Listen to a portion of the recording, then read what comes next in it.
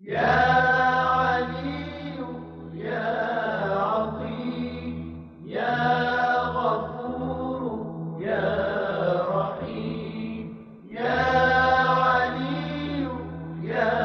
عظيم يا غفور يا رحيم أنت الرب العظيم أنت الرب العظيم الذي ليس كمثله شيء وهو السميع البصير وهذا شهر عظمته وكرمته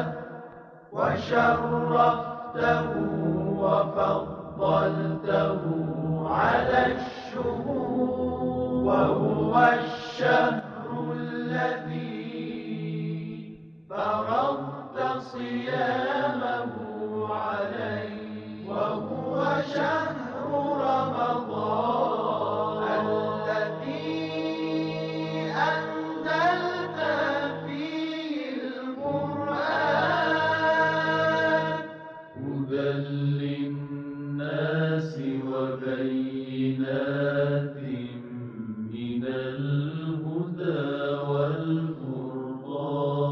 وجعلت فيه ليلة القدر وجعلتها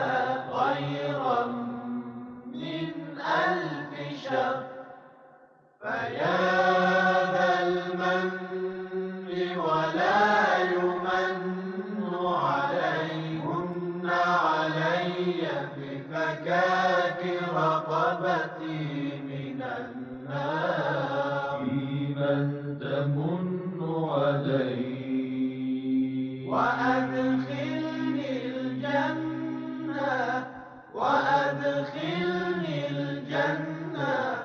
برحمتك يا